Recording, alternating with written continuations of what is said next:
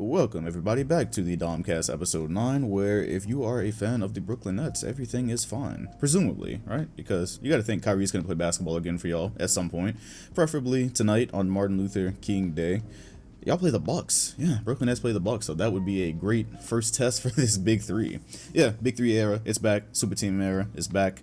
The trade finally happened. The Harden trade happened out of nowhere. We had no news for a while, and then bang, everything just took off after Harden dropped a nuke on the city of Houston. Poor choice of words there. I think I referred to it as a spear bomb on Twitter. Yeah, that was an interesting time, man. That was an interesting week. It feels like 2 weeks ago now. The Nets have only played one game since that happened. We have a one-game sample size between only Harden and Kevin Durant. So that'll be something different because I did make a video when the James Harden trade happened, but they were really just like initial thoughts. I actually had the Tony Parker video that I posted that day. I had that planned to post on the James Harden trade day, and then all that news broke, and so I just kind of had to do a quick turnaround. So we get to talk about it a little bit more in depth here today, the things that happened, the things that could have happened, and what I expect to happen now that I mean, I don't know, did we have parity? Did we have parity for that little bit of time that Kevin Durant wasn't on the super team? We'll get into all of that. As far as content this week, VOD 2K, you're now up to the 2006 season. I believe the way I scheduled it, that should be totally done now. I'm not sure when the last episode of that dropped. I think it's like 4 or 5 parts. So that's there. On this channel, I dropped Nets gameplay. There's more Nets gameplay to come with me playing with the Nets and me playing against the Nets on 2K. Because Play Now Online, we had peace on Play Now Online for just a little bit, right? Just a little bit. I felt good with any team that I would run into, no matter what squad somebody was using. I felt like I could put up a great fight, which I still did if you were in the stream last night. So yeah, we streamed a bunch this week, did a sim, which I didn't like, the fictional sim. That's a one-off. I've decided I'm not going to do any more of the fictional sim. Did it for one season. It did not entice me to continue to do another. And then yeah, main channel videos. Tony Parker video came out after the Harden video, so I posted quite a bit this week. I've been a busy man. Alright, well, that's that. I'm just wrap the content part up quick because we got a good one today, man. I think it'll mostly be talking about the Nets because in a way that felt more important than the actual games. Like last night we had De'Aaron Fox drop 40 points. Allen Williamson was exciting. The Mavs are health and safety protocol to death again. Poor choice of words right there. But Luka had damn near like a 30-point triple-double at halftime against the Bulls and they still lost. Like some interesting things happened on the court. But the James Harden trade, it shifted the landscape of the NBA, man. It shifted the landscape of the NBA. We were very thankful to have this league of duos last year. That was the big selling point. If y'all remember, coming into the NBA season was, oh, look at all these duos, Kawhi and PG, LeBron and AD. It felt a little bit more like what I grew up with, because even when you had a big three when I was younger, like the Celtics big three, it wasn't a prime big three. You only had like one prime year of those guys, and then they started getting hurt. They aged like milk, basically. And so what happens with this? Well, it's a unique big three, man. It's unique. It's not one that you typically see, because these are 3 of the greatest ball handlers. Well, sorry, Kyrie is the greatest ball handler of all time. You got James Harden as well. You got 3 of the best ISO scorers like ever. Let's just put it that way, on the same team. And it's just not, that's not what you see with big three. So the initial question for people was, how is this going to work? That's what people were asking before, right? Everyone's question with James Harden, because we knew he was coming east. There was this talk about, oh, the Blazers are interested in the Nuggets, but it doesn't seem, at least from the news we got, because we get new news every week about deals that could have happened, but it doesn't really seem like those ever passed preliminary talks. And so we look at the Eastern Conference and said he's coming to one of these teams that are pretty much contending: the Nets, the Celtics, the Heat, or Philly. Pretty much all the contending teams of the East. He was going to go to one of those, and wherever he went, it was probably going to shift the balance of things a bit. And every time Brooklyn came up, guys were like, oh, there's only one ball. How is this going to work? How are Harden and Kyrie going to play together? And it's again, because of the super teams that we're used to, and because of the big threes that we're used to, it's a fair question. It is fair. It is fair. The Celtics, I brought that up in the video. The Celtics and Heat were both wing players and a big man. And so it was a bit easier to make that work because the roles were a bit, they were a bit more clearly defined, I guess. Even with the Miami Heat, even having their setup like that, it still took them a year to figure it out and get things exactly how they wanted. The hierarchy there was a bit more of an issue than it was with Boston, considering the Heat were a bit more in their primes when that happened. And so then you talk about the San Antonio Spurs. That's another one that I brought up. And of course, just being the Spurs hierarchy was never a problem there. As a matter of fact, we know that big three as Tony Parker, Manu, and Tim. But again, Manu is playing six man a lot. That was a lot different than your traditional three superstar big three that we try to talk about here. And so now we're left with this, and we don't have any sample size with Kyrie yet, like I said at the beginning. Hopefully we get that tonight. Like, I don't even have any information on that myself, because the only thing I heard from Steve Nash is that we know nothing. So maybe he'll pop up and play basketball tonight, maybe he won't. I wish him the best with whatever it is he's been going through or doing. Yeah, so I'll just say this.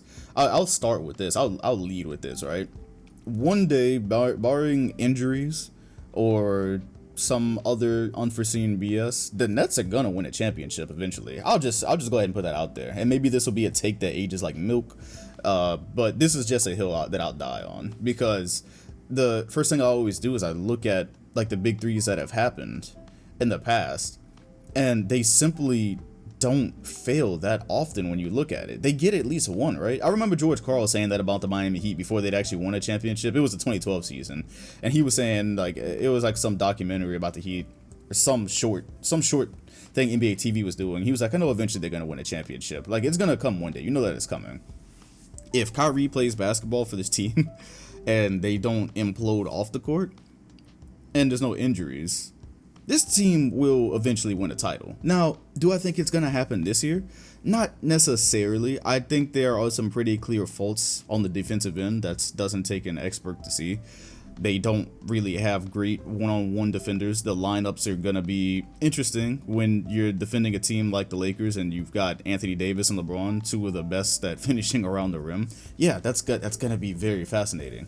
It's also going to be fascinating to see what type of effort Harden puts out now that he's at a place he wants to be, because I don't know if you guys saw James Harden's like Instagram stories, but he's very frugal with his internet use. Like, you ask him about things going on in the world and he just says, I don't know, I haven't seen it. Like, the guy doesn't really seem like he's out there that much, right? And then the first game that he played with KD, he was happy, man. He probably made like 3 stories, and then one of the last ones was like, yeah, it's scary hours now, we ain't even got Kyrie. So he is a place that he wants to be, which is why, and by the way, apparently Houston worked with Harden to get him there. So that's probably, I'm gonna guess, the Nets were his top destination. But that's why I always said, like, if you're a fan of a team that is in trade talks for Harden and he actually wants to be there, maybe just don't write it off as, oh, we don't want Harden because we watched him dribble the ball into the ground the last few years. I was like, he doesn't want to be in Houston for maybe one of many reasons, but one of those has to be that he wants to win a championship, right? To win a championship, I'm going to assume he'll probably change his style of play. Don't think he's going to become a lockdown defender. Don't think he's going to become a great defender. But as you can already see, he didn't really seem to have a problem letting KD do his thing the other day. He actually seemed quite ecstatic to not have to pound the ball as much as he's had to in the past. And yeah, again, morale has a lot more to do with title teams and success than we might think, right? We might just look at a team and say, oh, that team should win. And then how often does that not happen in history, right? Not just with super teams, but with teams that we look at on paper and then they're not as good as they were supposed to be. And then you find out, oh, these guys didn't like each other. Happened with the Pacers, right? Happened with the Indiana Pacers in 2014. When on paper they were great, and then they added Evan Turner, which was actually supposed to be a plus, but oh wait, Lance Stevenson doesn't like that. Then there's problems with other players on the team. So yeah, things like that. They end up making a team implode. So again, I think it matters that a player that was a former MVP really likes where he's at. I think that might translate on the court a bit. So the thing that I look at when I'm talking about Brooklyn is, man, it is scary, even with just Harden and Kevin Durant on the floor, right? Man, it is scary, because in the Magic game, which, by the way, defense, obviously, as expected, was an issue. And there was plays where Kevin Durant was guarding Vucevic, and I think Vucevic put like a historic performance up. He had like 5 threes with 30 points, and he broke some record for a center with that type of stat line. But what I'm looking at and saying is, bro, just with those two, either Harden or Kevin Durant is on the floor the entire game. So you either get both of them or you either get one of them. And that's without Kyrie Irving. That's ridiculous when you think about it. Things like that matter. Yeah, lack of defense matters. Things like that matter as well, though, because Harden is already used to playing point guard for a team surrounded by shooters and controlling an offense, which he will clearly get to do sometimes. And then when he's not in the game, you're dealing with Kevin Durant, who, by the way, is playing for him, in his career history, this is a historic season for him. I think he's averaging the most points he has since his MVP year, and this is off of an Achilles. I don't even know if that actually happened now. I'm getting into my conspiracy theories. I don't even know if he actually tore anything. Was that a ploy to get off the Warriors? I'm kidding. I'm fucking off. I'm chill. So, that's without Kyrie Irving. Kyrie Irving's going to come back, and of course, the joke the night that they won, of course, and it wasn't even a joke. I joked about it, but Matt Barnes was serious. Matt Barnes comes out and he's like, "Oh, if I'm the Nets, I'm sending Kyrie and his bullshit away for two-way players and for support pieces around James Harden and Kevin Durant." Well, first of all, I don't think there's any chance of that happening. I expect Kyrie Irving will come back. Also, KD seems kind of protective of Kyrie. I don't know if the Nets really want to do that. I'm not exactly sure what Kevin Durant's contract is, but you want to make sure he's happy, so you lock him up for the long term. I don't think they're sending his boy away. James Harden also seems pretty interested in playing with Kyrie as well. So, but there is a part of you that when you see the starting lineup, your mind does wander, though, right? Because when you talk about James Harden as point guard on a team with Kevin Durant, and then you say, okay, what if we had some solid two-way players around that, or what if we had some depth? Yeah, your mind does wander a bit. You're like, there's a way you could get that to work. If those were the two pieces I had to take and then fill out a team around them, absolutely. I think you can make that work at a championship level. It might even be easier to make that work. You might even have less headaches. But on the offensive end with Kyrie Irving, again, lineups exist, rotations exist, staggering minutes exist. And so it's not a far-fetched to say, oh, well, we'll have Kyrie Irving. Oh, obviously all three of those guys are going to start. You're going to have Kyrie, Harden, and KD. And then it's not a far-fetched to say, well, one of these guys between Kyrie and Harden are going to start the game aggressively. One of these guys are going to get theirs at the beginning. And then as the game goes on, you play different lineups to where if that's not really a great idea to have them on the floor at the same time for whatever reason, whether they're struggling to figure it out on offense or defensively it's an issue, whatever you have to do there, you don't have to play those guys all the time. You really don't. You can play a lineup with Kyrie and KD. You can play a lineup with KD and Harden. You can play a lineup sometimes with Harden and Kyrie for limited times in the game, right? But that's the part that's crazier, going back to what I said at the beginning, where you're going to have KD or Harden on the floor, at least one of them at a time. It's probably going to be two of them. It's probably going to be at least two of them on the floor at all times. Definitely at least one, but probably a lot of the times at least two of those guys. So the regular Kyrie and KD, or if you're not dealing with Kyrie and KD, you might just be dealing with those two on the bench and then Harden at point guard controlling. Imagine that. They got me out here ghetto clapping, fam. That's crazy. Kyrie and KD on the bench and Harden basically running a second unit, not coming off the bench, but I'm saying like they let those two rest and they let Harden maybe start some of the second quarter and then bring Kyrie and KD in after that. That's crazy. The options that they have on offense is ridiculous. That's ridiculous. Teams are their regular season. I mean, you can't really say much about it this season, right? Because things are happening with COVID and guys are in and out because of contact tracing. So who knows what records are going to look like. But man, in a regular 82 game year where guys aren't just in and out of the lineup routinely, this team would absolutely dominate in the regular season more than likely. So this is a headache for other Eastern Conference teams. I'm not worried about the offense. Some people are worried about the one ball thing. Yeah, if you can't tell, I'm not worried about the offense for the Nets. I don't think anybody really should be. I think if you're worried about anything, it should obviously be the defensive side and saying, okay, well, what if a team gets bold and runs a lineup to try to play Kyrie off the floor to make sure to mess your rotation up, right? Because I really despise that I'm bringing 2K into this at all. But I had to bench Kyrie play the other day, right? You haven't seen the video yet, but I'm only bringing this up because of lineup. It's a lineup perspective thing, and I find it hilarious. So there's gonna be two Nets videos, and I'm never gonna use them again. I have no reason to ever use Brooklyn again. It's very toxic. But the reason I used them a second time was because Kyrie was in the lineup, and the chat wanted to see the big three out there. And so we ran into the Clippers. And what this guy did is he ran a big lineup with Kawhi Leonard at point guard. And so it was pretty much impossible for me to have Kyrie on the floor. Because not only could I not score on Kawhi or PG with him, I really couldn't create offense. I couldn't have him defend anybody. Like, you got Serge Ibaka out there, Batum, Kawhi, PG. I couldn't have Kyrie on any of those guys, like anyone. So I do wonder that, again, let me go ahead and get out of 2K now, because that's hilarious that I brought that up in terms of real life. But I'm just wondering, in real life, do teams ever end up running lineups to try to force Brooklyn's hand, right? Because defensively, it is going to be very interesting to see them guarding certain teams, especially with that backcourt. It's going to be very interesting to see that. And then I'm gonna, going towards the playoffs when you have to go through an Embiid or a Bam Adebayo. I mean, hell, the Celtics last year lost to the Heat. I'm gonna say mostly because of Bam. Like, Bam PNR worked us, and we, in a lot of those games, we were in those games. And we could score with them because Kemba he was clutch, and that was mostly against Toronto. Let's put it this way, right? We could score, we could put up points. That really wasn't the problem. The problem came when Goran Dragic and Bam got into a pick and roll, and Tice was just basically lost. Man he got boxed up, he got folded like cardboard, and so I think that contributed more than anything to that L. And so when you have one thing for a team that you can constantly attack, they're going to be looking at that. They're going to be looking at that. DJ, this is not prime DJ. This is not peak DJ. Even if he is going to be protecting the rim a lot, I don't think he's going to be as great in space, and a lot of those situations where teams are going to try to pick and roll him to death. So that is going to be very interesting. And it's things like that that make me believe they're probably going to be going to a more zone, maybe, because there's going to be teams where you're matching up one-on-one. I just don't think it's going to work well. So if you have questions about the Nets, that's where it comes from. Now, this is why I say, though, eventually this team will win an NBA championship. Imagine if they had Spencer Dinwiddie still. He's on the ACL injury right now. If they did have him, I'm gonna assume that he would have probably been swept up in this deal. He would have been traded. But check this out.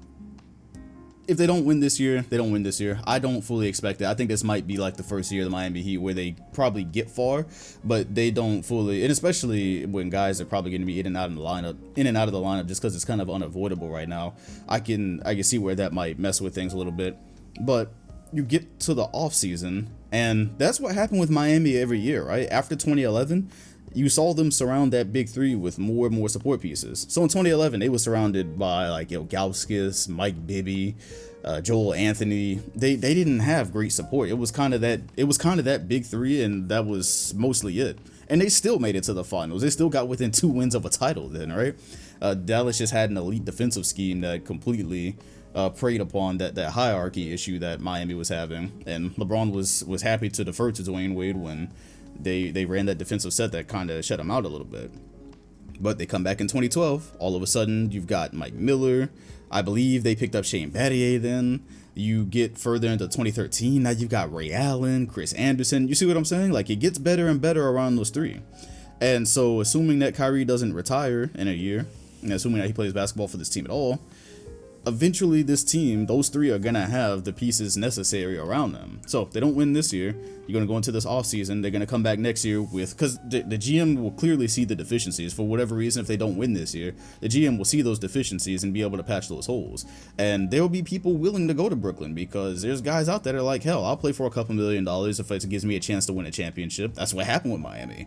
And so that's what I expect to happen here with the Nets. And so then that happens. Now, all of a sudden, any team in the East that could have traded for Harden probably regrets not trading for Harden, which is why I said because I'm talking from the Celtics perspective. I'm a Celtics fan, and which is why I said in the last few podcasts, like, hey, this is one of those reasons why I would never want to be a general manager, because they're hard decisions, and the decisions that don't seem to have a good option attached to them, right? Because I saw what they asked for the Celtics for. They asked for exactly what we thought they would ask for, right? It was Jaylen Brown, Marcus Smart, picks. Like they asked for a house. They asked for a brand new furnished house from Boston. And look, now we're going to be dealing with that team for years to come now. We're going to be dealing with that big three for years to come now. The Heat are going to be dealing with that big three for years to come. The Sixers, the process, are going to be dealing with that big three for years to come. And so, yeah, it might not be a great thing to sell the house for, even if it is an MVP player, it might not be a great idea. But also, what happens when you don't do that is not really great either. And so, these teams tried. Like the Celtics, I heard they said no. I heard Danny Ainge said no, neglected to make that deal. But the Sixers, however, apparently thought they had a deal done. Philly thought they had a deal done. Now, so I guess that's a detail I had wrong in my video, because again, this is what I meant at the beginning, where I said things just flop, right? They just flop. They change the story, like the Christian Wood bit we've been having on the podcast the last few weeks, right? You hear one thing and then it just changes. What we initially heard was that Philly was asked for too much. Houston asked Philly for too much, and it didn't work. Then the story came out, oh no, actually Houston just ghosted Philly. Actually, Philly thought they had a deal done. This is the latest information we have. Again, this might be different next week, but the story we have right now is that Philly had actually informed Daryl Morey, I believe, had actually informed Matisse Thybulle and Ben Simmons that they were about to be traded. That was, and again, the Philly deal was always the one that I thought was most likely to happen. I thought the Rockets were going to be happy with a young two-way star building forward. I did not think like build around John Wall was really the option here, or really, the direction that they're going. And so, yeah, it looked like there was a deal done for Philly, apparently. And then they just got ghosted. Houston did not call back, and so it didn't happen. So I guess if you are Philly, you did what you could, because Harden and Embiid would have been perfect. And they were actually ready to, if that's true, then they were actually ready to part ways with Simmons after what has this been, 2021, was it been 3 or 4 years? Oh yeah, he didn't play his rookie year. That's right. That was a whole drama. Yeah, they were ready to go ahead and move on from that. And so that doesn't happen. Miami also apparently said no. So Philly thought they had it done. Apparently Miami just said no. Do I have what they asked Miami for down here? Wow, I really thought I did. Yeah, well, we already know what they asked them for, right? They asked them for a lot, actually. The deal I believe I saw there was Tyler Hero, Duncan Robinson, Precious, Kendrick Nunn, and I believe they either wanted like something about it, like a roster spot or some other compensation. So they asked the Heat for a lot. The Miami Heat, who are not, they're quietly not having a good start to the season, they said no. And so because of that, Celtics said no. Philly was ghosted. Miami said no. Now we have a super team. If Harden had went to any of these other teams, it wouldn't have been a super team, right? You go to Miami with Jimmy Butler and Bam Adebayo, I don't think you really consider that a super team. The Celtics also would have had to give up Jaylen Brown and Marcus Smart, two very important pieces, especially defensively. Don't think that's a super team with him and Tatum. Don't think it's a super team if you send him to the to Philly with, that's just a duo. That's actually what I preferred. That was also the reason I wanted to see that. Not only because I thought it would have been the best fit and it would have been the easiest to make work. For fan interest, right? For the parity that we've had, I wanted these duos to last. And I said somewhere a long time ago, maybe it was a podcast on the other platform, maybe it was a video, but I said a long time ago that wasn't gonna last, because that's what teams hunt for. Big threes. Teams hunt for these big threes for a reason. They work. They're proven to work. And the Lakers wasn't even a big three from 2013. That was actually like a big four they were trying there. And even then, you can't even just say, oh, that just failed. Like they didn't start off well, but there was also injuries that contributed to that. So we never know what would have happened with that Lakers team if guys had actually come to it healthy. I think that would have been a different story. So this is a story that we have. The deal was the Nets gave up depth, obviously, for this. Jared Allen, which imagine if they would have been able to keep Jared Allen with this. Of course they couldn't, right? That life ain't that unfair. So Jared Allen and Karis LeVert were traded. There was a ton of picks involved. We went over the deal on the video. The interesting thing was that Victor Oladipo also got swept up in this deal, and the report there, the information we have right now, is that he had turned down the $25 million per year extension from Indiana, which was pretty expected because this is the NBA for you, right? I swear to you, I can't remember. I don't know what game I was watching, because I watch so many games every night, or I'm like switching back and forth. Maybe it was in Indiana, it was at the Kings, and there was like an interview that came up with Oladipo.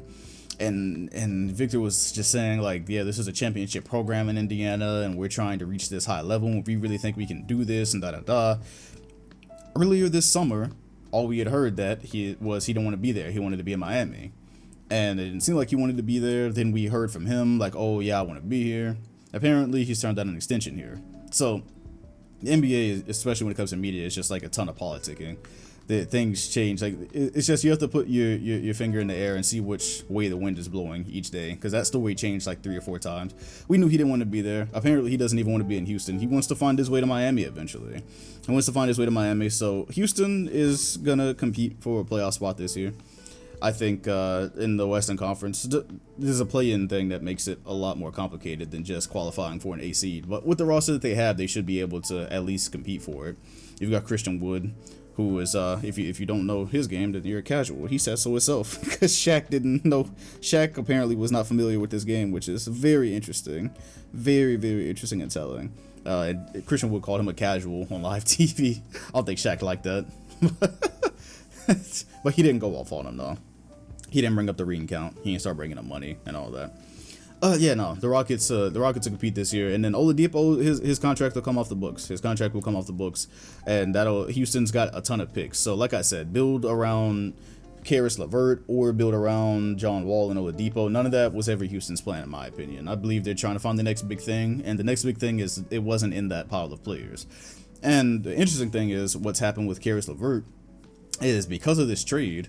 There actually had to be more included to compensate Indiana because he's out indefinitely. They found a mass, if you hadn't heard, they found a small mass on his kidney, and we don't know what that is yet. Don't even need to speculate. Don't even want to speculate, but that's potentially serious, right? That's pretty crazy. So this trade, depending on what happens with that, could have gone a long way in avoiding tragedy, I guess. But because of that, with Caris LeVert, absolutely wish him the best. But we probably won't see him for Indiana anytime soon, from what it sounds like. And so that's interesting for Indiana too, because the whole idea I thought in trading Oladipo was get something for him, and you got like 2 or 3 years of Caris LeVert, and now that's kind of up in the air. So we'll see what happens. But yeah, health and safety first. Health and safety first. The Rockets GM, Rafael Stone, said that the reason why the Nets offer was the one that he chose was that it gave them flexibility. He said in the NBA, the picks are the best currency. Everybody likes them. Everybody values them. And he said he's then mentioned Oladipo. They didn't say what he said about Oladipo, but I don't think anybody expects him to stay there. So yeah, picks, whether you end up drafting somebody important or whether you end up cashing those out for another asset down the road, whatever it is, they at very least have flexibility. I mean, it kind of worked out for Boston, right? No championship has happened yet, but once they got rid of the big three, they were able to turn a lot of that into Tatum and Brown, which is I'm not mad with the core. I'm not mad with the core. So we'll see what this turns into for the Rockets down the road. The interesting thing is the way that this came about, though, because I mentioned that at the beginning. I didn't really go fully into it. But the way that this came about, the last podcast, I had said we just had nothing from Harden. I had started to wonder, I really did start to wonder whether Harden had actually, not if he actually wanted to be traded, but it did start to stick out to me that we didn't actually have anything confirmed from him, right? The entire time we'd been hearing things in the media about Harden not wanting to be there. We heard about the practice fight. We saw the pictures. Again, I guess actions speak louder than words is really the thing. So while Harden hadn't said anything, he had completely disrespected the Rockets and his teammates. And so, but still though, with no activity, with no talk from the Rockets, and with no talk from his side, I did start to wonder. I started to wonder, like, well, and I saw John Wall playing at an elite level. I was like, are the Rockets just going to make him play this out? Does Harden want to play this out? His effort didn't look great. So, I mean, again, actions speak louder than words. His effort, there's times where, like, he just wasn't even getting down the floor. If it wasn't offense, there was just no effort whatsoever. So his actions always kind of said he didn't want to be there, but I was kind of wondering about it. And then he just came out and ended it that night, then with the interview. That was basically his exit interview. He just decided after that, 2 losses straight to the Lakers, by the way. After 2 losses straight to the Lakers, he just came out and said, look, we're not good enough, the chemistry problems. I did everything I could for the city, and I'm out. I'm bouncing. And so that was a very interesting exit, because part of me was starting to wonder with the way the Rockets lineup looked. Obviously, like I said, chemistry does destroy teams, right? So they had a good roster on paper, but chemistry-wise and Harden not buying in, like John Wall said, it wasn't working out. So I was wondering which direction it was going, and then he came out and nuked it. The players felt like I thought they felt, because you heard after that, Cousins came out and said that his interest to play with the Rockets was because of John Wall. He didn't say not Harden, but yeah, he said John Wall is his old teammate. That's what he wanted to play for. He said that the disrespect started long before that in training camp, which that's, again, go back 2, 3, 4 podcasts. That's exactly what I said. I was like, if I'm John Wall and Cousins coming off of major injuries and I'm trying to prove myself and I'm trying to have a good season, and dude is out here not even showing up to camp, I take that as disrespect. Especially if I'm a John Wall level player, I take that as disrespect. Although Wall had never said that publicly, but clearly that's at least how some of the team felt. And so that makes it all interesting that Harden got to the Nets and said that he's an elite leader, I believe was the words. He was an elite leader, he's a great teammate, and he's ready to get to work. He's ready to get to work. Yeah, whatever. You know, let's see what happens. Let's see what happens, because again, players being where they want to be, they can make all the difference. So they're gonna play Milwaukee tonight. I think a lot of eyes are gonna be glued to that, whether Kyrie Irving plays or not, because now you start to wonder, well, they don't have one, not even like decent defender on the floor for Giannis. And I get he's the MVP and he does what he wants throughout the season, this, that, the other thing. But you don't have the means to really build a wall or anything. And the Bucks have shooters, obviously, so not really 100% sure how that'll work. It's like, who on this team guards him? They really don't. Like, you have the young guy that comes behind DeAndre Jordan, and you have DeAndre Jordan. That's pretty much all your size on that team. So I'm going to be watching that one pretty intently. Not going to be doing a watch party for it, but I'm not going to make any final decisions off of one game either. Like I said at the beginning of the season, with the Warriors, who are now 6-6, I believe, and they play the Lakers tonight. Yeah, we actually have a pretty good slot tonight. It seems like the good games didn't get postponed. Phoenix is going to play somebody interesting. You know, you have the Nets game, and then you have the Warriors and Lakers, which, if no other reason than Steph and LeBron, that's a lot of fun. How far the Nets actually go this season, the East is still tough. I expect that by the end of this NBA season, we'll have a better grip on COVID. I mean, I don't want to jinx it, but that's like, what, 3, 4, 5 months from now? So once you get there, I'm assuming like you're going to get to the playoffs and guys aren't going to be missing games as frequently. And that's where that's where things are going to get interesting, because the East is still, even though I think it has a clear favorite now. That's the difference, right? I think there was no clear favorite before, and right now we still have to see Miami get back to their level. Miami's not even in the playoff picture at the moment. It's only been like 10 games, but their record is below 500. We actually have to see them get back into the thick of things. Right now, closer to the top is Boston, is the Bucks, and your Sixers, and then the Nets are getting back because they've been missing guys. But yeah, once you get that, I think you have a clear favorite here, and Miami might not even be in the way things are going right now. But again, it's still really early. Everybody, just from where we're sitting, expects the finals to be Nets and Lakers, right? That's what everybody probably wants at this point. As much as people say they hate super teams, and as much as we love parity, the ratings do kind of show. Well, unless it's like the Warriors playing the Cavaliers for the 100th time in the finals, and it's completely lopsided. If there's a super team and there's some good competition, that's where people get interested, because of narratives, right? Because that's what's interesting. That's the part I've been forgetting. I know I was sitting here looking at my sheet like, I know I'm forgetting something. Yeah, narrative wasteland, right?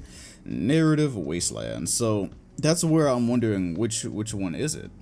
That's why I've been wondering which one is it. Is it the Nets are an overpowered super team that are unfair? Or are they not supposed to win a championship this year? Because like I said, where I stand, there wouldn't be my pick right now. I think they're eventually going to win it. This season, I don't think so. Even if they get there, I don't think so. But that becomes very interesting because, you know, of course, this became about LeBron in every way possible the night that this trade happened. Twitter was a fun place. It became all about LeBron James. Apparently, the Lakers destroyed the Rockets and James Harden, which, if somebody pulled up, they were like, this is all the evidence you need. It was funny. It was somebody searched Daryl Morey's tweet history, and it's actually crazy when you look at it. It's a crazy picture. It's all of Daryl Morey's congratulation tweets to the Warriors in a row for like 4 or 5 years. And so when you put it like that, it's not really a question who actually did the most damage in ending James Harden and the Rockets, because I actually have a James Harden career video coming up soon, and I already wrote down like the structure for it, and I was, by the time I got to like 2019, I was like, damn, they literally lost to the Warriors almost every year except one in James Harden's contention years, like 15, 16, 17, 18, and 19. So out of those, the only one that they didn't play and lose to the Warriors was 17, I believe, right? They lost to the Spurs that year. Every other year was James Harden and the Warriors, and got close. Only got close to one time. Yeah, he only got like really close one time, and we know what happened then. So yeah, then but LeBron hit a turnaround three, and then James Harden requested a trade. The other narratives that came along was, oh, all these stars are now running west since running east since LeBron is in the west, which I was trying to figure out. I was trying to figure out who they were talking about, because if I can remember correctly, Jimmy Butler was on a Wolves team that wasn't competing for anything, and they traded him, right? Yeah, they traded him to the 76ers, and he left the Sixers and went to the Heat, so he didn't run Jimmy out of the West. Who else are we talking about here? Kevin Durant was on the Warriors, and he left the Warriors. When LeBron was on LA, and we didn't even know what they were going to become, right? Yeah, I'm trying to put this all together in my head at the same time. So that he left in 2019 after he got injured.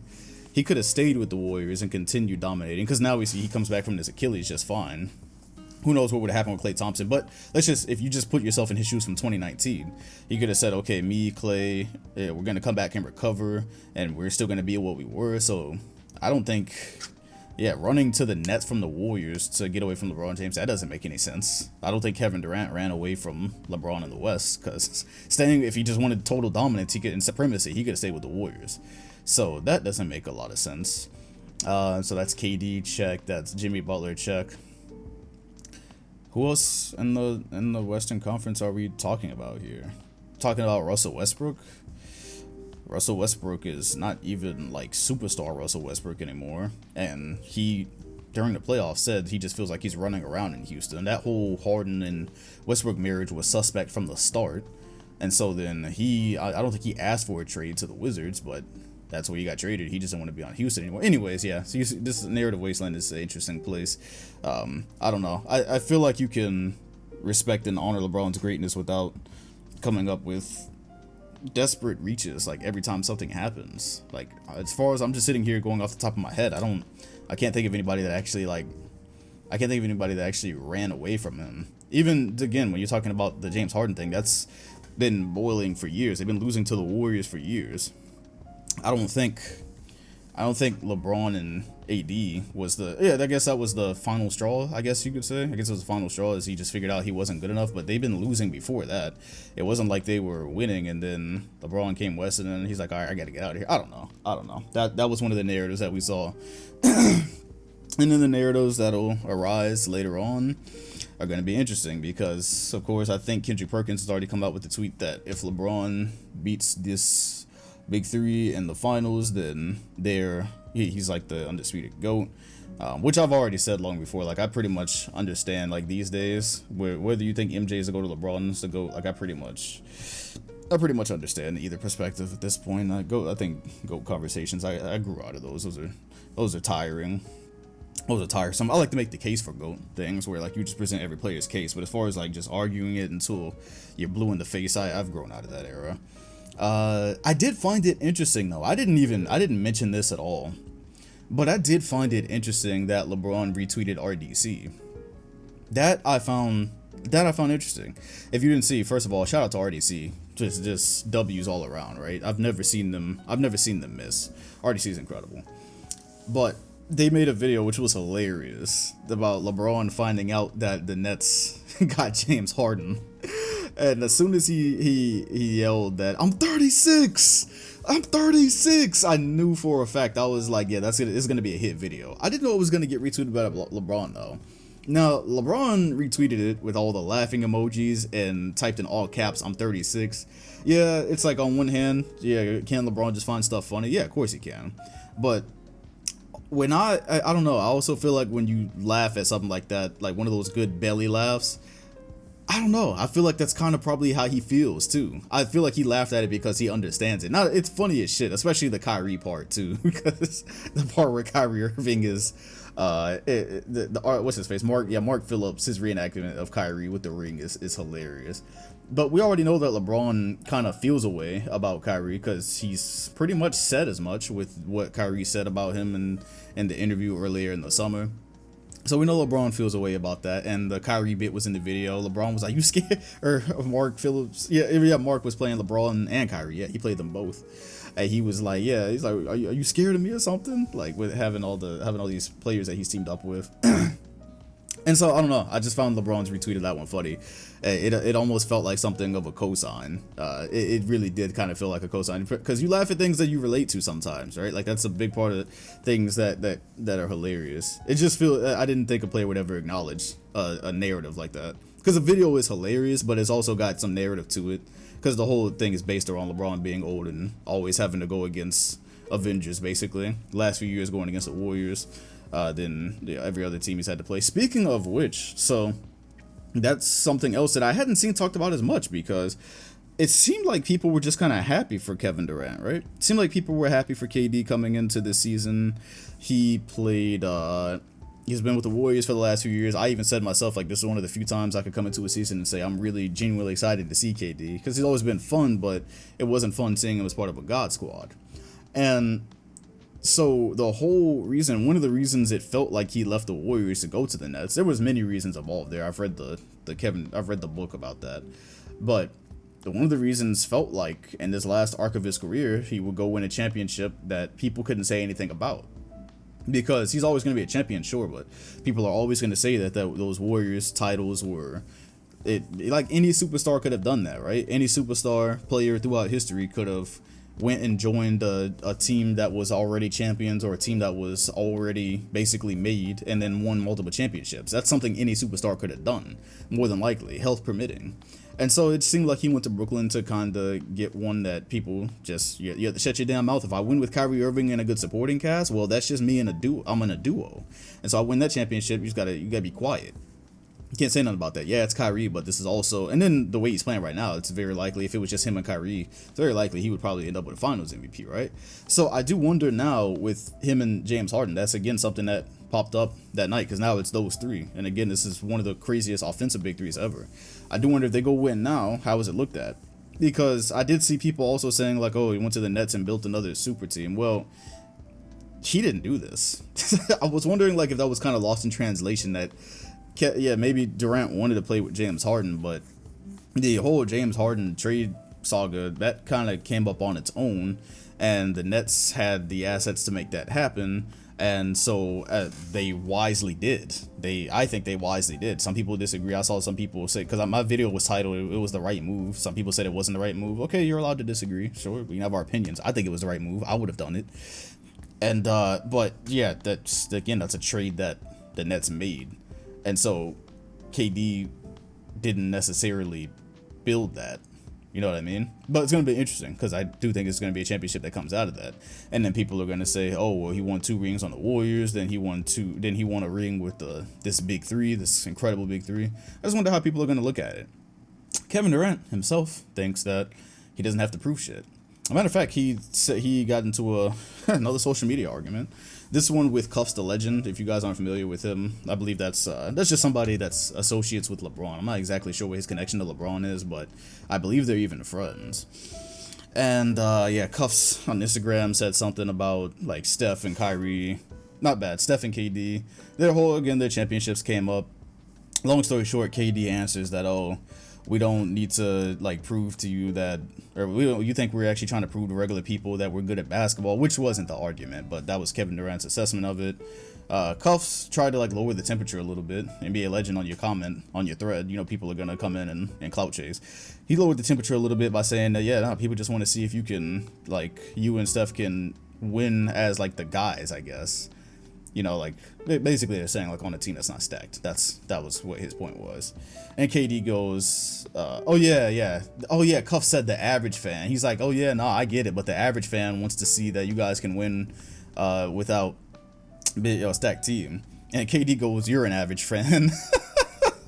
He just said you're an average fan. You are the average fan. So that was how that one went. So he's still replying to these things. And, yeah, that did take a That did take an unexpected turn. I mean, this whole thing with Kevin Durant's last chapter of his career, because he did always say he was going to retire kind of early, right? So this thing with the Nets is probably the last chapter of his career, and now it's just part of a big three, whereas we thought it was just going to kind of be him and Kyrie for a while. And hey, this is where we are, man. This is where we are. I've spent like, what, 45 minutes talking about the Nets, basketball-wise, talking about them narrative-wise. It's gonna be interesting going forward. I want to watch Nets basketball. I don't know about y'all. I like parity. I like duos. But Harden and KD on the same floor was very fun the other night. And now they throw Kyrie into that. So now they're in that like case study level. I'm always fascinated just from like an X's and O's standpoint. That's why I do breakdowns these days. Like X's and O's, they fascinate me. And so when Westbrook was on Houston and they got rid of Capella, I was very fascinated. I wanted to see that work, or wanted to see how it worked. Of course it didn't. And so now this is up there. This is up there with those for me. I want to see how they do the rotations, how they do the minutes. Hopefully we have our first opportunity tonight. Against the Milwaukee Bucks, which is a very plausible Eastern Conference Finals matchup, right? This is why it's so interesting that Giannis ended up signing an extension, because this is why it was interesting. This is why it caught me off guard. I did say that they did enough. I made that video when they got Jrue Holiday. Well, that was when they got Jrue Holiday and Bogdanovic. They didn't keep Bogdanovic. After that, I was surprised that he signed an extension, because I thought he was at least going to keep his options open. But he, like the title of my other podcast, I said he wants to win a Dirk style ring.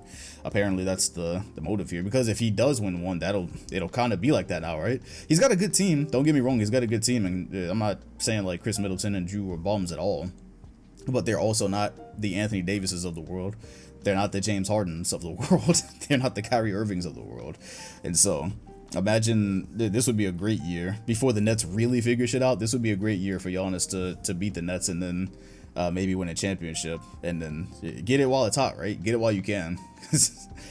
Don't be surprised if we're sitting here 4 years from now and the Nets are in their 4th straight finals, because that's what happened with the Miami Heat. The Miami Heat did not win 7 titles like they said they would, but they did go to 4 finals and probably would have made more if LeBron stayed. So that's where we're at, man. I had to, oh yeah, there we go. That's more narrative wasteland.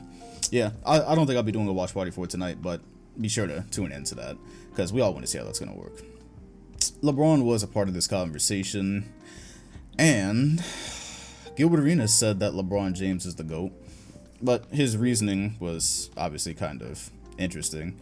Said that if you gave Jordan and Kobe those Cavs teams, they wouldn't have made the playoffs. That is literally just an echo of NBA Twitter before the tragedy, obviously, because after the tragedy, you don't really see people. You didn't see people a lot talk about Kobe's legacy the way they used to. Anyways, that's very interesting coming from Gilbert Arenas. And it's also interesting because Kobe, in a tougher conference, went to the playoffs with, what was that starting lineup I saw? Smush Parker, Kwame Brown. Was that Chris Mim? Or was that Vladimir Rahman? I don't know. Fam, their roster was terrible. The roster was terrible. And what seed were they that year? Let me look that up real quick, because I don't understand that, right? Let's just do some simple... Let's do some logical things here, right? First of all, I'm going to look up the 2006 Lakers on Basketball Reference. This is muy interesante. Look at this. The 2006 Lakers won 45 games. They went 45-37. Kobe Bean Bryant averaged 35 points. He averaged 5 rebounds. He averaged 5 assists, 2 steals. He did so on 45% field goal percent shooting. 45% field goal and 34% from 3. On that team, your second best player was Lamar Odom. There you go. So you got Kobe, you got Lamar. Then after that, it falls off a cliff. Fam, Smush Parker, Chris Mim, Brian Cook, Kwame Brown, Luke Walton, Devin George. Look. Listen to me. I don't care what you think about Lamar Odom. I don't care how good you thought. Good God, they were playing 40 minutes a game that season. By the way, Kobe and Lamar Odom played 40 minutes a game. Kobe played 41 minutes. Lamar played 40. So I don't care how good you think Lamar Odom was, because he was good. But he was also one of those players, like, this is not superstar level player. This is not all NBA multiple years. This is not that with Lamar Odom, right? This was a great piece once the Lakers got stacked and they got Pau Gasol and they got other support pieces. Lamar Odom was very, very good for that role. He is not the second guy on a trash team that's gonna go far, right? That's not that. Whatever you think about Odom, it's not that. That team made the playoffs, guys. That team made the NBA playoffs in 06. Matter of fact, they went 7 games with the Phoenix Suns, who didn't have Amari Stoudemire. And what were you guys in 2006? What seed were they? They made that as a... That actually will be a little bit harder to find because they don't keep the stuff on the same page. Either way, you understand what I'm saying here, right? It was probably like a 6th, 7th, or 8th seed. It's one of those. You understand what I'm saying here, right? The Western Conference in 2006... Matter of fact, nah, fuck that. I need to go all the way. I need to see this through. I need to see that season. The 06 season. So in the 06 season, the Los Angeles Lakers, okay, so they made it with 45 wins at around the 6 or 7 seed. That's 45 wins. That 45 wins would have put them... That would have had them in the 5th seed in the East in that specific year. So, but the teams, when you look at the teams, you had the Spurs, you had the Mavericks, you had the Suns. Wow, Memphis was up there back then? I did not realize that. So you had teams like the Spurs, Mavericks, and the Suns in the 06 West. And in the East, you're looking at, after Miami and the Pistons, sans LeBron, it really falls off a cliff in terms of, like, first of all, none of these are contenders whatsoever. None of these are contenders. None of these are very frightening rosters. My whole point here is, long story short, why could Kobe Bryant make the playoffs in the Western Conference with Lamar Odom and virtually nothing else in terms of NBA talent, but he wouldn't be able to do that in the Eastern Conference with a team like the Cavs? That part I don't get, because it's in the East. You're in the East, so even if you're saying, oh, well, he doesn't have Lamar Odom anymore, you're in the Eastern Conference now, and the team is not a whole lot better. Why wouldn't he be able to do that? So if you could think LeBron is the GOAT, that's cool, but I think that reasoning is flawed.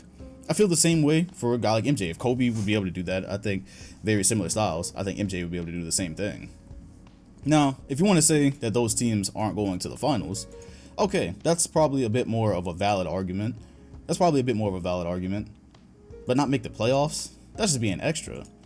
Because the 2007 season, by the way, the Cavaliers were 2nd in the Eastern Conference. That team that everybody bashes on, the team that everybody says was like, I think they refer to the rest of the roster as like mop buckets and whatnot. The team was 2nd in that year's East, behind the Pistons. The Ben Wallace-less Pistons, by the way. I sometimes see people say that the Cavaliers beat that 04 team that beat the Lakers. No, they didn't. Ben Wallace was a huge part of that. Ben Wallace was not in that team. Ben Wallace was actually on the Chicago Bulls at that point, reaching his older days. The Chicago Bulls were 3rd. That was what? Ben Gordon, Kirk Heinrich. That was that squad. The Toronto Raptors, Chris Bosh's Raptors, which nobody has ever rated, they were 4th in that Eastern Conference. You go to the Miami Heat, they were injured the hell that year. They only got 44 games. They actually ended up coming right behind the Raptors. Then after that, you go like the Nets, the Wizards, the Young Magic. That's not a good conference. So come on, you don't have to be that extra, right? When pumping LeBron up, you just don't have to be that extra. Kobe and Jordan are not missing the playoffs in that conference. They're just not. They're just not. This is younger Dwight Howard of 40 and 42 Magic. They're not getting in over that with the Cavaliers. That's crazy, bro. That's crazy. I just thought the logic was flawed. I probably spent too much time on that section. Yeah, this is why I don't really do GOAT debates anymore, because they're full of, first of all, they go all day, and then they're full of random narratives like this that take time to bust. You have to go through and show why that's wrong. Nuance is completely lost. So that's why I'm like, bro, whoever you think is the GOAT is the GOAT. But the fact that Gilbert brought out an NBA Twitter narrative for this, it's kind of crazy. That's not all he said this week too. I think he went even further about yeah, he don't like the shit 90s players talks. Said something about Gary Payton and how he went at him and how he was a small guy. You guys, Gilbert Arenas is fun. Regardless of this bit right here, Gilbert Arenas is fun and he's hilarious. So that's if you're looking for more content, despite the NBA Twitter reasoning here, I recommend Gilbert Arenas. That's a hilarious man. Moving off of narratives. Out of that, some of the stuff, yeah, see, this week went so fast. Some of the stuff doesn't really seem as relevant anymore. Oh, but this is relevant. So, damn, this is really relevant, actually. The Blazers, because now I'm about to get into the standings. I did it at the beginning last week, but the Nets were more important this week. Yusuf Nurkic cannot catch a break. So, after snapping his leg in half, back when was that, a year and a half ago, 2 years ago, and just now getting back when he got back into the bubble, wasn't in shape, but was still putting up numbers, trying to get back into the flow of things, and Nurkic has not broken his wrist, fractured his wrist. He has a fractured wrist. He'll be out 8 weeks. Of course, in the Western Conference, anything matters. Any little bit of time that a team misses an important player, that matters. That's why I'm assuming Ja Morant felt the need to get back as quick as he did, because Ja Morant sprained his ankle. It looked terrible too, and he made it back inside 3 weeks. He's already back. He's wearing high top Kobe's now. Here I am, still feeling the stiffness in my ankle from November. Almost 2 months. Next week will make 2 months, and I still can't really even jump yet. This man's back on an NBA court. Must be nice. But yeah, so that happened, and also CJ McCollum sprained his foot. I don't have a timetable on that one yet. So Lillard has been putting up numbers, but yeah, he's gonna have to do a carry job for a little bit here. He's going to have to do a carry job, because that's like, and you're talking about in this COVID year where anybody can pop out at any given time. That is shit luck for Portland. But mind you, they have not missed the playoffs. Under Lillard's tenure, they have not missed the playoffs since his rookie year, regardless of what's been thrown at them. Even when they had to sneak in last year. So if I had to put my money on a team to sneak in, if it comes to that, then I would ride with Lillard. But that's what's happening there. That brings me to, I'm gonna go to the standings here. We're gonna read off the standings because there's probably a couple of things I wanted to say about some of these teams. Things are shaping up a little bit better. Oh yeah, so right off the bat, Cleveland, just because they caught my eye first, they're 7th now. The world is correcting itself. The Knicks are 9th. The Cavaliers are falling out a little bit. Of course, they've had Sexland has been out, I believe. Health and safety. I think the whole team was like health and safety protocol damn near. Anyways, with the acquisition of Jared Allen, there was talks that Drummond will be moved. Drummond, who is rebounding at an insane rate, he's playing pretty well this season. And it looks like they're going to be moving him and possibly Kevin Love at some point throughout the year. So be on the lookout for that, because if either one of those guys end up on a contender, I think that would matter. I don't have any deals in my head right now or any potential landing spots, but yeah, that is one thing that happened. They're also looking for a trade spot for JaVale McGee too, so JaVale McGee just keeps getting bounced around. Almost feel a little bit bad for him, because he had some stability joining the Warriors, and I remember him saying that he was taking basketball seriously for like the first time at that point. Then he went to the Lakers and won, and now he's just being bounced around. But hey, he got some money and he got his ring, so how bad can you really feel, right? Oh yeah, so yeah, the world correcting itself. The Bucks are first after spending a couple of weeks there at the bottom. They're 9-4 now, figuring some things out. That's going to be interesting, because if Giannis has any chance at three-peating in an MVP, there will be no chance that he can finish any lower than first in the Eastern Conference. That can't happen. So that would be the first rung to knock out there. Watched them play the Mavericks. That was a Hood Classic. That was the first time I posted Hood Classic up on Twitter this season. And they won. They did beat the Mavericks. That was Porzingis' first game back. So Porzingis did return. Also helps, because again, the Mavs are like got guys in and out at a ridiculous rate right now. Not helping Luka's MVP chances, because they cannot finish 7th in the West and win. I gotta die on that hill. I need him to win MVP this year. Yes, I have an agenda. Boston, after missing like 20 games because of health and safety protocols, they're at 8-4. They're half a game back. They lost in embarrassing fashion to the Knicks. Kemba came back, and then Kemba got hurt again.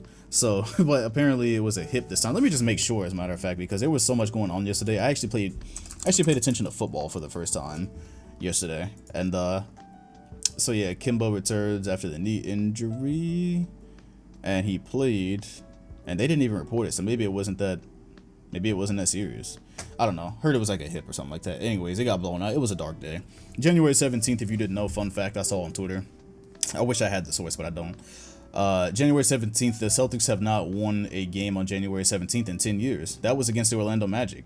And I knew that without even looking it up. I was so proud of myself. I am really ingrained in this Celtic culture, because I knew that. I remembered the game. I remember because it was closer to I think the Super Bowl was probably a lot taking place back then, or taking place around that time. And I remember that might have even been that Sunday. I don't know. I might be bullshitting now, but I did remember because we were in the thick of things with Orlando. I remember playing them. That was a good time. But yeah, haven't won in 10 years since, so that's the excuse for being blown out by the Knicks. It's a cursed day. The Sixers, Ben Simmons' scoring is down, but they are 9-5. Of course, they've been health and safety protocol out of their perfect start. Yeah, Ben Simmons is starting to catch some slander around the NBA Twitter sphere for, quote, not improving. His scoring is down this year by around 4 points.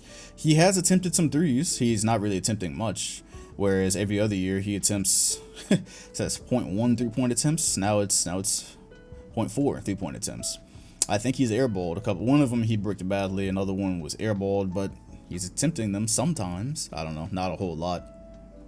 Yep, he's not had a great stretch lately, and people are worried that those trade rumors messed with him a little bit, because that is the thing that happens with players, right? That's not just talk. The Brandon Ingram, who came out and said that? I believe it might have been Ingram, or somebody came out and said it about the trade rumors when they were in LA. Of course, they were younger guys. Ben Simmons is still pretty young. He's only 24 years old. And so, yeah, I guess that can kind of mess with your confidence a little bit. But for now, he's safe. For now, he's safe. That would have been, I know, you know, Philly, whatever you think about James Harden, I think y'all would have enjoyed that. I think y'all would have really enjoyed that if that happened. Now you've got to go back on the road of hoping Simmons and Embiid work out at a championship level. And Embiid is playing at an MVP level, so that's cool. And guys keep going out, so he's got to play at an even higher level. How does that factor into the MVP race once this is all done? Do they take that into account? I don't know. Indiana 8-5. No more Oladipo. That's going to be interesting. That is going to be interesting. Again, I thought Oladipo looked physically. He wasn't shooting that well, but I thought physically he looked nice. I thought he was making some good defensive plays. And now they're not going to have him or his replacement, Karis LeVert, so they're going to lean into Sabonis even more. But I do wonder how far they go with that. But yeah, they're 8-5 and only a game out of first right now. So again, with all these games being canceled, everything's just really weird because there's like supposed to have been a couple more games on like all these guys' records. And Brooklyn, 1.5 game out of first at 8-6, and now they've got their big three. So despite Kyrie missing all those games at the beginning and Kevin Durant resting some games and their record only being around 500, they are still, because of everything that's gone on, they are still in a great opportunity to catapult to the first seed if things work out that way. The Magic behind them, that was the first victim for Brooklyn, but not really. They put up a great fight. Again, it was like, it's not hard to score on Brooklyn right now, so they put up a great fight. I watched that whole game instead of football. I only watched football yesterday because of Brady. And yeah, so the Magic are 6-7. Cleveland, talk about them 6-7, and oh yeah, Charlotte 6-8. So LaMelo Ball is very likely to be Rookie of the Year, just from where we're sitting right now. First of all, they are gonna have a great chance to make the playoffs, I think. ATL is injured to hell, so they're back to where they were, and Trae Young has not been playing good at all since Steve Nash took his powers by saying he's not playing real basketball with the foul hunting. So they're 10th, and they look like regular Hawks. LaMelo Ball, though, is leading rookies in like every stat category: points, rebounds, assists, like everything that matters. He's pretty much leading in. Again, probably gonna be, they're very visible, probably gonna make the playoffs. He has all the media coverage for it, and he's playing great, and he's not even starting yet. He hasn't even been starting throughout this season. Yeah, I think this is probably where it'll go. The rookie rankings were released. They found the first rookie rankings. Reese ranked 3rd, so you had LaMelo Ball, you had Wiseman, and you had Halliburton. So that was interesting because I was told, right? I don't really care what people say, but I heard that after I made the Reese video, people were like, "Oh, he made it because they're friends." And then the ratings came out, and like, no, he's 3rd in the rookie ladder. Dick face. Like, I wouldn't have made it if it was like he was averaging 0.2 of a point a game, but he had averaged maybe 2 or 3 assists. Maybe he made like 2 good passes a game, and then I made that video. That would make more sense. Yeah, then they're friends, so he made the video. No, the man has been good. And y'all aren't watching Kings games, like I said. If you watch Kings games, you actually see, yeah, he's had some bad games here and there, but he's been really good throughout this season if you actually watch them, which people don't. I can't blame you for not watching the Kings. You don't. And so you wouldn't know. But yeah, that was hilarious to hear about those comments. And then the rookie ladder came out, and it's like, no, I didn't just make a video about a friend who's a fringe rotation player. That's not what happened there. But yeah. Again, yeah, just doing my job there, and LaMelo Ball will probably end up with it. I think LaMelo Ball is playing good enough. I think he's going to end up starting. I think the Hornets are going to be fighting for that playoff spot. And, yeah, he's a highlight machine, too. He's a highlight machine. His passing IQ is off the charts. LaMelo Ball probably needs a video. That would probably be a easy view hit, right? LaMelo Ball was a view hit before he was in the NBA. I can't remember what channel used to make LaMelo Ball videos all the time, but that shit was banging back then. Either way, yeah. Oh yeah, not only that, but you got Hayward on the team too. Hayward is feasting. Shout out to Gordon Hayward, man. People think I get salty at like old Celtics players. Like I only wish the best for these guys. Hayward is a funny situation because of more than one thing, but either way, he is he's got a better role, obviously, in Charlotte than he did in Boston. He's not playing behind a bunch of young guys who all need shots. He is now back up to 22 points a game, averaging 5 rebounds. He's doing this on 49% shooting and 40% from 3. And he had that 40-point game the other day, or last week. I think I mentioned that on the last podcast. So yeah, it's good to see him doing well, man. It's good to see him doing well, regardless of anything. He did not have a good run in Boston at all. And it wasn't anything you could control. He had a gruesome injury on his first game there. And then young guys came up and Kyrie, just a lot of things happened, right? So he was never bad, per se, in Boston, but he never lived up to what we were paying him either. And so he's in Charlotte, and it doesn't look like a totally wasted contract right now. So yeah, shout out to y'all. Happy for y'all. Happy for y'all. The Knicks are right outside of the playoff hunt right there. They're basically tied. They're basically tied with Charlotte, so that still has a long time to work itself out. Julius Randle is still hooping, but it is coming back to earth a little bit, below 500. That's what you would expect. Levine is also having a season for himself, but as expected, the Bulls are below 500. That maybe will be fighting for a playoff spot, and the Miami Heat are 4-7. Miami Heat are 4-7. They're below all these teams I just talked about. Below the Bulls, Knicks, Hornets, Hawks. They're below all of them. They're down there right now. And again, they've been missing guys, so I don't think anybody really cares. That's one of those things. Once the mail-in ballots hit, Miami Heat should definitely get like the Magic spot or the Cavaliers. One of those, they're coming off those spots, right? Cavaliers and Magic are going to come off those spots eventually. There's 2 spots in the East that I think are definitely open right now. And so the Heat will be back. Damn, speaking of that, we've been talking about the Raptors. They're only like one game, like a half a game within Toronto at the moment. Definitely one of the league's most disappointing teams. Washington, oh yeah, they were like the first serious COVID outbreak of the year, right? And Westbrook had a setback with his quad injury. That is still an issue from last season. So I think they said he's not going to play for about a month. And so yeah, oh yeah, so Beal might get traded. That's the thing. So the Wizards, they suck. Nothing new there. But apparently, if Beal does seriously become available, the Miami Heat are primed to make an offer. So be on the lookout for that. Beal could end up in Miami. Miami could say, hey, Brooklyn just did what they did. They absorbed their androids. They're going to move up. You got a lot of competition up there. Don't know if we can hang this year. This ain't the bubble. Maybe we need to make a deal. But it's going to cost you somebody. You ain't getting Beal for free. You weren't going to get Harden for free. You ain't going to get Beal for free. I believe he leads the NBA in scoring right now. He's averaging like 34. You're not going to get none for free out here. That's going to be interesting to see what they would be willing to part with, because we know what the Houston Rockets asked for. In the Western Conference, all this turmoil and questioning is going around in the NBA, and the Lakers are just chilling. They're 11-3. They are chilling. They don't have COVID issues. They don't have drama. They are just cooling. And we await their match with the Brooklyn Nets sometime in February. The Clippers are right behind them, though. That's working out how I thought it would. I did have those two as the top 2 seeds in the Western Conference. I believe it'll still work out that way. And it is scary how much Paul George and Kawhi Leonard's stat lines are alike. So I tweeted about it the other day, probably like 2 days ago. And their stat line is so damn near identical. So Paul George is having a great season, by the way. Good for him. Like I said, I wanted to see a bounce back. Check this out. Paul George averages 24.8 points per game. Kawhi averages 24.3. PG averages 2.2 personal fouls. Kawhi averages 1.9. PG averages 0.5 blocks. Kawhi 0.7. PG 1.2 steals. Kawhi 1.8. PG 5.1 assists. Kawhi 5.9. PG 5.5 rebounds. Kawhi 4. Their field goal percentage is separated by 2 points. Kawhi 49, PG 51. Damn, PG shooting 51% from three. Now that's one place, and that's on 8 3-point attempts again. Now that's one place they differ quite a bit. That cannot sustain either. This man PG is actually right now averaging. He's on track for a 50-50-90 season, I think, right? Free throws, yeah, 92%. Wow, if he held that, yeah, he's definitely in the MVP race at the moment.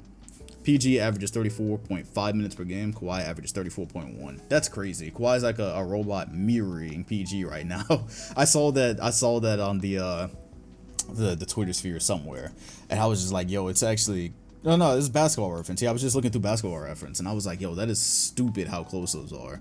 Yeah. Oh yeah, and it was a Blood Brother post by ESPN, I think. So if you haven't been paying attention to the Clippers, I did say at the beginning of the season their failure made them look a lot worse than they were.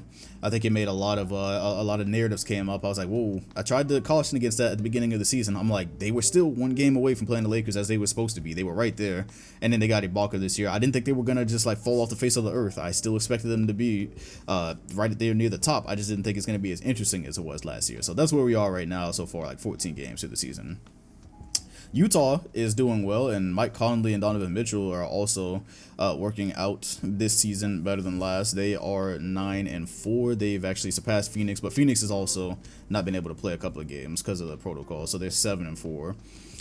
Portland, with those injuries, they're at the 5th seed at 8-5. We're going to see if they're going to be able to hold. The San Antonio Spurs are actually apparently fascinating this year, and they're at 7-6. They're playing a different brand of basketball for the first time in a very long time. If you're not watching Spurs games, many people aren't because they're not that interesting anymore. They already had that boring stereotype, but I don't think. Who knows? We'll see if they get an important game and people change their mind. I don't know. They rank above the Mavericks right now, who are 6-6. Mavs are 6-6, of course. Again, dealing with everybody being out, so like no continuity, trying to integrate Porzingis, and that puts Golden State at 6-6, playing the Lakers tonight. Probably going to be 6-7 afterwards. They're at the 8th seed. Now, what's interesting is Memphis did not die, man. I expected Memphis to die. Well, first of all, I expected Ja Morant to be out way longer than he was. Ja Morant he came back inside 3 weeks, and they're still in the playoff hunt, and he's back. And I don't know when Jaren Jackson's coming back, but yeah, great job, because I wrote them off. I wrote them off. I thought he was going to be out for like a month. I thought they were going to completely fall apart without him. They did not. They did not. That's just a struggle. They are they're tied for 7th, basically. They're tied for 7th, and they're only like a couple of games out of 6. Not even that, barely, really out of 5th. So yeah, Memphis is still in this thing. Memphis is right there in this thing. OKC is right there with it. They're both in front of Denver, New Orleans, and Houston. Yeah, that's happening. The Nuggets are still trying to figure things out, and I haven't seen MPJ in a hot minute, so that doesn't help at all. But their defense also doesn't help anything either. And yeah. That is pretty much it for the standings. Everything is still relatively close. Every team is still pretty much in it. Like, the Minnesota Timberwolves are only 2.5 games outside of 8th. So there's no momentum going on for some of these teams down here, but also nobody is even close to being completely out of it. Same thing in the East, because, again, mostly because of the protocols and teams missing games. You got Detroit only 2 games out of 8th. So very weird year, man. Very weird year. And that's about it for the NBA today. My creator highlight is still NBA related, so I'm not really doing that much of a transition. My creator highlight is actually a podcast this time, man. Shout out to Nikias Duncan, I believe that's how you say it. He's a good Twitter follow. But he does a podcast with Steve Jones Jr., who was a video coordinator for a couple of teams. I believe that was his title. And they have a podcast called The Dunker Spot that I listen to on Spotify, and it's easily one of my favorites. So how does it differ from mine? Well, first of all, they're strictly basketball all the time. Normally at the end here, I go off and I do a couple of media things, and I do a couple of questions, which I'm ironically questioning, to be honest with you. I don't know if I'm going full basketball or not, because it's always such a small part at the end. I might just do like a separate podcast for stuff like that one day. Anyways, yeah, The Dunker Spot is an amazing podcast by 2 great basketball minds. Again, one of them is a video coordinator, so if you want to listen, it's not for everybody. Again, people, especially if you see what type of content thrives on Twitter, a lot of it is narrative based. A lot of it is, yeah, it's narrative based. And their podcast is mostly discussing basketball completely. they're just really, really in depth. Like, I don't honestly know how they fucking know everything, because they talk about such a they don't talk about every team in their podcast. That's one thing. They don't cover as many teams, but the things that they do cover, it's very in depth, it's very advanced. So if you want a deeper understanding of what's going on with certain teams that you might never watch, or even with teams that you do watch, they are it's not, you're not gonna get GOAT debates on there. You're not gonna get a lot of the other stuff that you might find interesting, that the world apparently finds interesting, because the numbers don't lie. But yeah, I think they're just on Spotify and Apple Podcasts, I probably believe. So if you just type in the Dunker Spot on either platform, you will bring that up. And yeah, that's my listen, because I'm not even gonna lie, like, I have time to watch the Cavaliers in depth. I have time to, do a little bit of looking around at them, and I'll pop in every now and then, but I'm not watching them in depth. I don't sometimes I just don't have time to get to that. However, they do, and yeah, they understand the game on an even deeper level. So yeah, big shout out to them. Very fascinating listen. Sometimes the show is just 2 hours of them just straight spitting. They work off of each other very well as co-hosts. Both very knowledgeable. There's not there's not like one of them talking and then the other person can't really keep up. It's nothing like that. They're both great. So yeah, creator highlight goes to the Dunker Spot. Not necessarily a YouTuber. I don't know what their podcast numbers are like. I don't even know if they're small, if they're considered small or not. I'm pretty sure they don't, because Nikias actually writes like official NBA pieces and stuff. So, but I don't know what the analytics are like. So they're just great creators that I'm giving a highlight to. Yeah, Steve Jones is also a great follow on Twitter. Again, this is what I mean when I say like narrative based stuff is what thrives out there, because Steve Jones, like, during games, he'll actually be breaking down plays and giving really good perspective to something you might not have saw, and it gets like no attention. So that's a great follow. Steve Jones Jr. on Twitter and Nikias Duncan. And that's it for the podcast this week, man. I didn't do questions. I did not do questions. I came prepared to talk about everything I could with the Nets. Completely exhausted that list. Got through the standings and whatnot. Really, last night I played the Nets. I streamed twice yesterday. That's always like really intense. Streamed twice, and it ended with me playing the Brooklyn Nets. The first time I actually had to play against them. And yeah, so just a little bit on that, because you're gonna see more of the videos on this channel, and you've already seen one of them. Playing with Harden was a lot easier, just James Harden, and not having to integrate Kyrie Irving. That was a lot easier. Once they brought Kyrie in, first of all, it was confusing on like, first of all, I felt like I had too many options, one, but again, I played against the Clippers and the guy put Kawhi at PG, so there was nowhere for Kyrie to be on the floor. Sure, he can get buckets in real life in a scheme like that, but in the game, like, you're not getting past Kawhi or PG with Kyrie Irving. He's small, he's gonna get blocked at the rim, and then he couldn't defend anybody on the floor. Like, James Harden is I'm about to say a word that's not actually a word. They exaggerate how bad of a defender James Harden is. I understand he's not known for that, and he doesn't give effort sometimes, but holy shit. He's like a traffic cone. It's on 2K, dudes are doing traffic cone drills on him. It's crazy. Like, he's not that damn bad, right? He's just getting blown by. Even in the low post, I don't think they simulate his strength down low well enough. So that was a tough game. Ended up winning it. But playing the first time where you could just put Harden at point guard and then have KD out there and just have it spread out with shooters, I think that was a lot easier. It was a lot less stressful. But then again, I was playing the Rockets too, so it wasn't necessarily the hardest comp. But yeah, so the story though, playing against the Nets, which is a video that's going to come out, I haven't decided whether I'm going to save it or whether I'm going to, because I've been going in order of editing, playing online videos, but the Nets ones I moved up because obviously it's hot right now.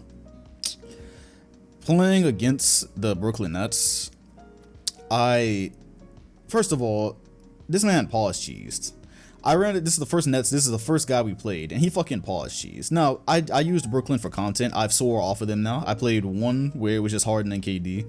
Then I played one where it was those big three, because that's what the people wanted to see. That's what the viewers wanted to see. I'm never going to use Brooklyn again, though. I've got my wins with them. I don't ever need to, I'm not curious about that team anymore. I never need to use them again. Fam. Don't pick Brooklyn and then also pause cheese. If you need to be evil, if you need to get something off your chest and you need to use the Brooklyn Nets, by all means, make it happen. But do not pick this team and pause cheese. Do not pick this team and be a dick about it, fam, because you're giving yourself up. We know you played with the Warriors back in the day. We know you were a 2K17, 18 Warriors user then. You're giving yourself up. If you used the Warriors back then, whatever, but don't give yourself up, fam. Like, come on now. Cheese fadeaway threes, which, by the way, Joe knows has been, now I see what he's talking about.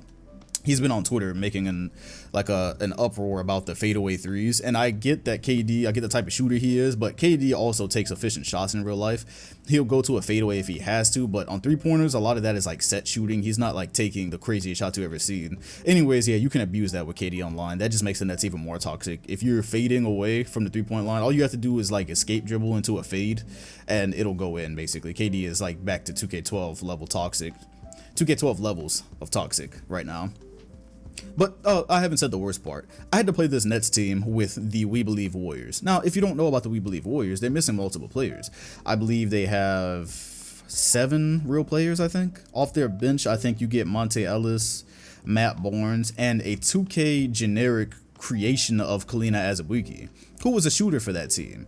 And I had to play them. I played against the We Believe Warriors yesterday, so I realized that they had like, I was like, he's number 7 and he looks around the same size. I was like, it looks like they tried to make him. Then I played with him and I realized, oh wait, that's not a generic, that's actually Azubuike they tried to make.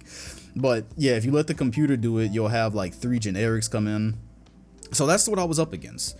That's all I was up against. I had to play the Nets with that team, which makes Play Now Online interesting because the whole point of having tiers is so that doesn't happen. I've never liked the tier system. I've never liked the blind match system. So they give you a blind match system so that you don't run it, because that was a problem back in like the 2K13 days. You would always run into a team that was the Lakers. Everyone was using Kobe, Dwight Howard, and Steve Nash back then, or the 13 Miami Heat. That's the only teams anybody would use online. So I guess Play Now Online was made to remedy those issues, but it doesn't remedy the issue when I pick the We Believe Warriors, who are tier 2. Then I run into the Brooklyn Nets, who are God tier. I don't see how you see that. Play Now Online is neglected. We know this, but yeah, as long as you're not playing the Nets, it's actually pretty fun. So that's what's going on there. That's my experience with the Brooklyn Nets. I held my own, man. Go watch the VOD. It's gonna be a video here, but I held my own until I just couldn't anymore. Jason Richardson caught the ball while he was open. And the thing about online is we joke about it, but there is a bit of latency.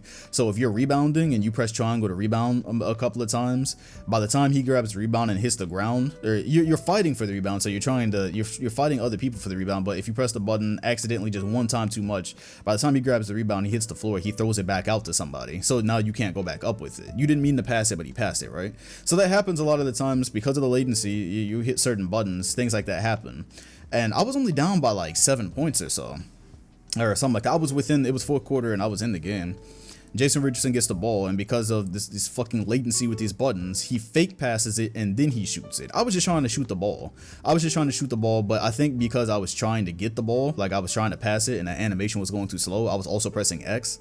So by the time he got the ball, he faked it and then he shot it right after. And of course I had already let go of square and he airballed it, and that was just the last straw. I was out of here. I was out of here, but I told y'all on the last Play Now Online video I would not stick around for Nets toxicity, bro. I will yeet. I will be gone. I will be out. And I was out. But I kept the game within 4 points for like most of the time, and it was fun because most Nets users are gonna be trash. So I thought I could get one over on him, and I was that close. And then yeah, trying to guard these guys one-on-one is impossible. Can't go into a zone because obviously all they have to do is swing the ball and find an open shooter.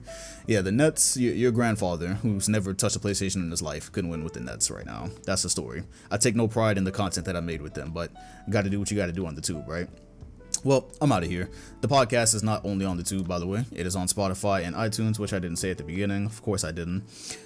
Yeah, nothing to say with that. Just rate the show if you can. If you enjoy it, rate it 5 stars. If you enjoy it, share it. And I will see y'all here next week. Hopefully the NBA is still intact.